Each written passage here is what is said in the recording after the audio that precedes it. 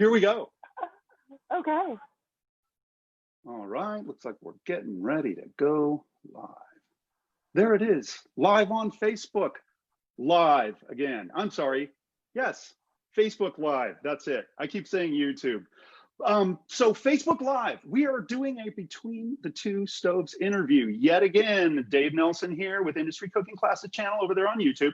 And I have got the lovely Ms. Carissa Jones with me right now. And we are going to be talking about what she's kind of a project that she's been doing during COVID that I just love. It's my favorite thing that's going on. It's basically getting people off their couches and into the kitchen. And that's a big thing with me. That's what I want to do in life as well. Get people cooking, and you're really doing it. And I love that. So I kind of wanted to bring you on and get you talking about it. Look, before we get talking here, by the way, let me just make sure that I got chat open.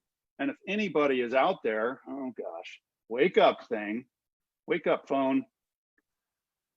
It'll be just a minute.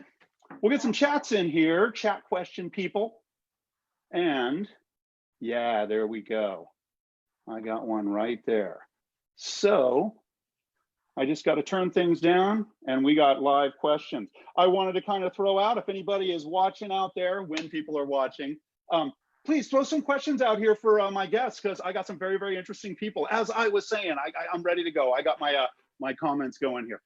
As I was saying, I've got Ms. Carissa Jones here. She is a culinary educator that I have worked with for many, many years, actually. One of the culinary educators that I work with that actually blew my mind. This gal can do anything she sets her mind to it. We were just kind of talking about that a little while ago. She's a bit of a workaholic, and when she gets into something, she really gets into it. As I said, she's a culinary educator, and right now she is doing a really cool project during COVID-19 that I wanted her to tell us all about, okay? So Carissa, if you would come on in here and kind of tell us, where do you work these days? What's your day job? Sure, so I work at Juvenile Hall. I culinary arts, free apprenticeship instructor. So I teach basic high school kind of culinary arts to kids that just have incarcerated. My class size is amazingly small. I maxed out about 6 students. But the real goal is to teach them about the industry and get them excited about the work. Carissa, I think it's going to work better without him. Let's try it without. Excellent. Yes. So with my class, it's kind of twofold. One, we're trying to get them kind of a baseline on what good food is, how to eat, how to taste food, how to think about food, instead of just being the teenagers that a lot of them are and just inhaling calories. It's really— You're talking about the dining experience. That's the way I always put that. Yeah, absolutely. Yeah. Absolutely. I mean, there is a world beyond top ramen and top Cheetos and Coke. And if you haven't to that, it's a whole new deal. Then the other hand is I really get them involved in actual cooking, learning some of the basic techniques, tasting along the way. We go through a ton of tasting spoons because I really iterate over and over again. Taste your food. Taste for not only like the seasoning, but also taste for the textures. Like, how do you know if your rice is done? You need to taste it. Excellent. Excellent. And then I hate it when that rice is sticking to your teeth. I hate that. Yeah, and like soft on the outside, but like crunchy in the middle. That just breaks my heart, just more than a little. Let me jump in and just kind of stop you for a second. Say, just in the very beginning, you were very, very muffled. I want to point out that, why don't you tell people again, where do you work again? Because I think that really got lost, okay? So my official employer is Sacramento County Office of Education. So I am a credentialed high school career technical education teacher, but I work at Juvenile Hall. So I work with students that are currently incarcerated. Now, this doesn't mean that they've actually been convicted. We have students that kind of run the range from some of our girls are being held kind of in almost like a protective custody situation, where they're being held so that we can find them a safe place to live or get them into foster care. Wow. But we're also attached to the courthouse. So a lot of our students are making frequent visits to court. They are all under 18, so their identity is held private. And we really protect their identity and their anonymity, because when you're under 18, you're a minor. And you are teaching culinary arts to these students, or at least, you were definitely doing it before COVID hit. I mean, you were hands-on with these students day in and day out. And some of them are coming in and some of them are going out. It's got to be a real challenge, right? It is.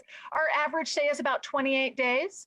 That's encouraging, because no one likes the idea of children being incarcerated. Right. I really don't think of it as incarceration. Once they have been through the court process, that is when any sort of time served begins, or they get sent on to placement, whether it's in-state placement or out-of-state placement. So I just treat them and teach them as I would any sort of high school kid. Whatever's going on in court, that's none of my business. It doesn't matter. I don't care why they're there. It really doesn't affect my relationship with them at all.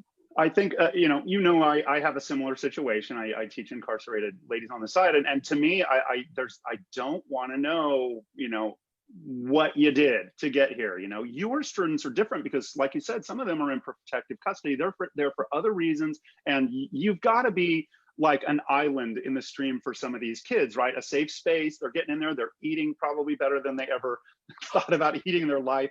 Knowing, seeing what food is for the first time, and yeah, it's really cool stuff. Yeah. Now I hear from them all the time. They're like, "Oh my God, I can't believe I'm eating like this in jail." And I'm like, "Well, you're not in jail. Trust me, Right. If you get transferred to Sac County Jail, it's an entirely different scene." Hey, you're culinary school. You're culinary school, not jail. Yeah. So anyway, that's your day job. Tell us about the SCOE challenge now, because I just think it's one of the coolest things you can do. If you're locked in your house, man, this is great. I love it. We tried, and I should say we tried to talk about this earlier and it just didn't work. So thank you so much for coming back to talk about this. Please tell us all about it. So my program is actually funded by a grant from the California Apprenticeship Initiative. So really, this is a pre-apprenticeship program, and our goal is to get kids out there and working into an apprenticeship program. But one of the components of that program is community engagement. And so we all know that restaurant people are running as fast as they can. They're juggling as many balls as they can. And so trying to get any sort of time with them is double tough, and trying to build these relationships is double tough. So during this time, I decided to kind of take a step back. The road to advancement is very quick in the restaurant industry. Can be, yeah. So I thought, you know what, let's start off with our cooks. And a lot of our cooks are out of work right now, or underemployed, or like really uncertain. And so let's engage them. So what I've done is I've put together kind of mystery bags every Tuesday, occasionally Wednesday, but usually every Tuesday. I porch drop, kind of knock and run, bag of ingredients. Sometimes it's kind of culinary basics like carrots, onions, celery. Other times it's on a theme. So this last week's theme was flavors of South America. And so you don't necessarily are you telling them the theme ahead of time, like steering them in a direction, or do they just get this mystery bag and they don't know what's going on? So there is a note on the front of the bag that kind of gives them the theme. Okay. Gives them the hashtag, but no one reads it. Everyone just kind of about the ingredients, and it's all good. So that's like your experience is like it's fried chicken and it's now Congolese, off in Nigeria somewhere or something, right? People take a picture and they're of like the black quinoa, and they're like, "What's this?" I'm like, "Oh, that would be the black quinoa." Yeah. If you don't, this last week had plantains. You don't know how to cook a plantain? Google it. Yeah, So you're pushing people with some unusual ingredients. I think that's really cool. Absolutely. Yeah, and the things that you can do when it's not your money, the exploration and the really the connection of, oh, last week was flavors of South Asia. This week are flavors of South America. These are continents apart, but look how similar the ingredients are. Look how similar the flavors are. And then let's maybe take a South American flavor and let's apply it to a South Asian, a traditional South Asian dish. So really stretch and grow. And then on top of that, make it pretty, like do something really beautiful. Yeah, I love it. And I've seen the play, you know, anybody, what's the name of your Instagram account again? It's Stowe, if you, yeah. It's Joany_culinary_apprenticeship. And that SCOE is SCOE, SCOE. You got to check out the Instagram page. It's just folks like you and me, you know, or, you know, and they're just throwing their stuff out there. It's really, really cool. People are getting involved and engaged. And I just love what you're doing. I'm busting over here. Yeah, no, it runs range from, we have several home cooks, so they're bouncing their flavors and bouncing the products off their kids. And I hear back from what the kids like and don't like, which is awesome. And then beyond that, we've got skilled cooks, we've got executive chefs, and it's really awesome because through this program, I have really grown new relationships. And we just applied for a $1.5 million apprenticeship grant or a youth jobs grant through the Department of Labor. And so I was able to get letters of support from the community through relationships that I've built through this program. So it really is like, this is what I'm going for. This is awesome. It's getting people involved, and that's one of the things that I would really love to see is a tighter knit community between culinary educators and the business community. Because I think, you know, I'm just going to bare my heart here, being a culinary educator, is I think a lot of restaurant owners say they expect someone to come out of culinary school race ready. You know what I mean? They're ready to hit the ground running. And why did this person make a mistake on this? Why don't they know everything all the time on day one? Kind of an attitude. And we need to look at it more like, hey, you know, a doctor goes to medical school, but we still give him a residency before he's going to start doing brain surgery, right? We can't just turn someone loose straight out of culinary school and expect them to be, you know, race ready, as I said, right? So I'm throwing my 2 cents out there. Yeah, I mean, how many times can you butcher a chicken before you are super comfortable and have speed breaking down cases of chicken? I mean, I break down chickens at home all the time. I'm super comfortable and confident in that. But to do cases and cases and cases, like back to back, like 2-minute chickens. Yeah, you got to knock a case of 2-minute chickens out. Not there yet. Real talk. I don't have that kind of practice. No, but you got skills, girl. I've seen you in action. I've seen your moves. You are amazing. And if anyone knows Carissa and has ever been involved in her entertaining for you at a party or something, over the top doesn't even begin to describe. Yeah. Love it. I need to get invited to more of your parties, young lady. Hey, I got to try and get Joany on the phone here. I'm going to see if I can get her here, text her or something, because I think we're having problems. Okay, so let me get her on the side here. Hey, Dave. Oh, am I hearing her? I'm hearing her. Joany, you're there. So we're just going to hear you on the phone then. Let's see. I wanted to, let's see. We probably covered most of what I wanted to talk about in the initial kind of interview. Let's see. Oh, one last thing is, I wanted to ask you about sourcing. Are there any people out there that are kind of getting involved with you, like are big companies out there, or are they working with you? Because it's got to be hard to source a little bit of this and a little of that. Where are you finding things? So the main 2 vendors that I use are Sysco and Produce Express. Sysco, as many of us now that are in the industry, we have a $500 minimum order. I just can't hit that right now. Where am I supposed to put all that food? Right, yeah. Express has been my go-to. Not to mention, the whole goal of this is to support the community. And so using products and developing relationships with Rue Enforcement, with all of their amazing rice products, with Twin Peaks Orchards and all of their amazing stone fruit. That's what I want to do. I want to kind of reinforce that. And so sometimes it means spending a little bit more money, but I'm okay with that, mostly because my budget is where it's at and I haven't been having class. And so my expenses have been pretty low and I'd rather put that money to good use. So all of the fruits and vegetables that I'm getting are really from Produce Express. Awesome. Awesome. Well, I think you are getting some results out there. I think anybody can point to it and say that you're doing good things out in the community. And maybe you can stick around. Oh, fatted calf. Looks like you're getting some snackaroos out there. We didn't mention it, but Miss Carissa is sitting out there in Napa right now, in beautiful downtown Napa. Public distancing, I suppose. Oh, market.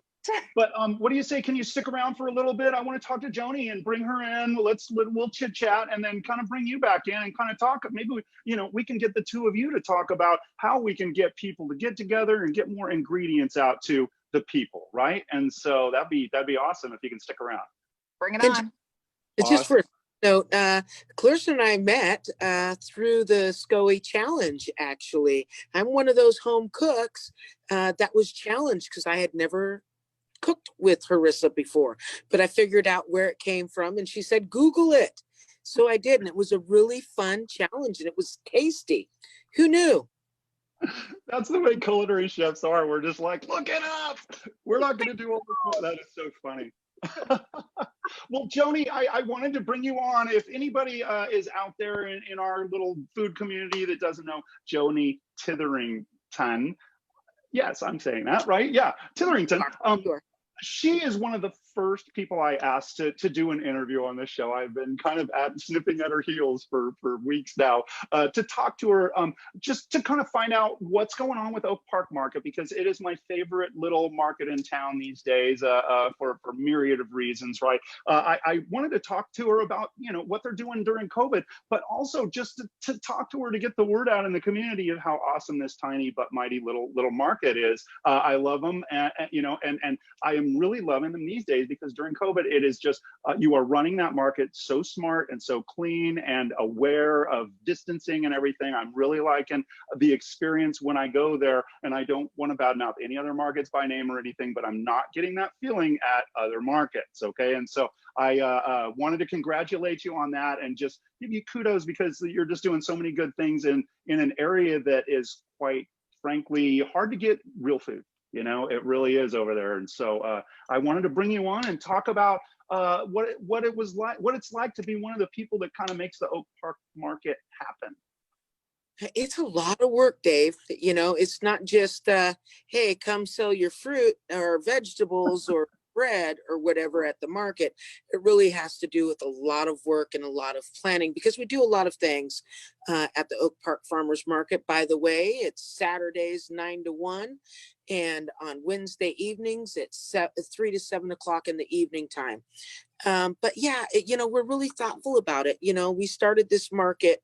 It opened 10 years ago, and it was quite an adventure to get there. Because my degree is in criminal justice, if you didn't know. I didn't know that. Wow, that's a change. I like to eat, and I loved food, and I knew my community needed food. So this market has always been about food access. Yeah. And several times you've been at our market doing cooking demos for us, because we want to teach our community how to buy and eat from a farmer's market and eat seasonally. So that's kind of hard to kind of educate folks that you not necessarily can get blueberries, in August. But that's one of the things I love about Oak Park Market, because you're just these little guys, but you're taking the effort to do that step of educating the public and talk about, how to use this stuff that we have. What do you do with this winter squash, the butternut squash or fresh beans, right? And you said they were getting ready to come out again, right? So yeah, I think it's really important. Yeah. So insofar as, the products are concerned, it really is hard. Like I was reading the book, Third Plate, Amber Stott, who I know you've interviewed before. Oh, I wish. I'm just a huge fan of hers. Oh yeah, I am too. She's up there on this pedestal. The third, and we talk about seasonally eating and, vendors and farmers growing what, restaurateurs and chefs are looking for to feed their customers as well. And, if you didn't know this, when Produce Express and other places like that are looking for what's hot, what kind of foods, they shop at farmers markets. They see what's being out. There are specific farmers that only grow for seed. Can I throw a little something out there? You know, for years, I've been teaching for 15 years now, and every group that comes by, I'm talking about, hey, how do chefs write a menu? What are you guys going to do? You're going to go walk the farmer's market, see what's in season. That's what you're building the menu out of, right? And you're also talking to those guys about, hey, what's coming up next, right? Like last week, you're telling me beans are coming up. Hey, I might do a bean thing, right? That kind of a thing. Yeah. Absolutely right. And that's actually it. And that's what we've got to teach people. If our food system is going to be sustainable, we need to think about what's in season and eating seasonally. And I think that's what and we're bountiful here in the Great Valley with all the different varieties of products that we have throughout the early spring through fall. And even we have a plethora of ingredients coming through the winter. So there's lots to pick from, there's lots to cook, there's lots to learn. And I've learned an incredible amount running this market. Like I said, you know. You have. Yeah. Running your butt off there's nothing like running your butt off for learning things all the time. And I think it's great, you know, it always will keep me on my toes and inventive and thinking about different ways of engaging our community to help them and encourage them to eat healthier. Can I just bring up, I'd like you to kind of just mention that concept of urban food deserts, because I just read about Oak Park losing their big grocery market over there on Stockton Boulevard and the food source over there. And, you know, can you kind of throw that concept out there for people that are unfamiliar with that term and concept? Sure, Dave. So a food desert is basically an area that per capita, for the number of people that live in that area, they have less access to healthy food. So for Oak Park, what that means is our only grocery store closed in March, right before, you know, as COVID was hitting its peak in March. And also, if I may say, when public transportation is kind of an iffy thing, if you don't have a car. And if you don't have a car, you were walking to food source and you might have been walking as much as a mile to get there. And then you'd have to walk a mile home. So, you know, folks were shopping more like commodities and they supplied commodities, a lot of frozen, pre-packaged food that originated in California, made it somewhere to middle America, and then made it back to California with lots of sugar and salt and you know, fats in it. So, you know, it's been very difficult to kind of find that sweet spot here in Oak Park and get people to, and encouraging them to come to the farmers market. The Saturday market continues to grow, but we're trying to grow the Wednesday market as well. It's kind of a brand new thing. It just started up. How many weeks has it been? 3, I think. It's been 3 weeks. Yeah. So hey, it'll get there. I have faith because you know, we just lost that market. I wanted to bring up that thing about urban food deserts because I see it right there, you know, and you guys are the little gem right in the crown there, being able to kind of supply what people need, you know, real food instead of that processed stuff and that commodity stuff that you were talking about. It's beautiful stuff, and that's why I get excited about that. We should get Carissa back in here for a little bit and ask her, what do you two think, you know, how do we get people to start being able to eat better? Is it an education thing? Do they just, you know, what should they be looking at in farmers markets these days? Oh, I'm a huge fan of going to the farmer's market with no preconceived ideas and no idea what I want to make and looking, ooh, that's gorgeous. I must have that. Or a couple of weeks ago, I got these amazing green plums and I thought, I don't know what I'm going to do with those. And I cut them open once I got home and they were pink and white on the inside. They were gorgeous. And I actually made the first batch into some jam and it was so yummy. And then I went back the next week and bought more so that I could turn those into chutney. Now, that hasn't quite happened yet because it's been a busy week, but I'm looking forward to some nice plum chutney with all of those cardamom, onion, plum flavors. I love cardamom. I love cardamom. Joany, what do you see coming? What do you see out at markets that looks really good these days? Stone fruit is kind of coming into full bloom. Carissa, got that beautiful flavor bomb is what they call that one, which is so flavorful. So we're going to be seeing pluots. What's coming in here soon will be corn, sweet white corn will be coming in.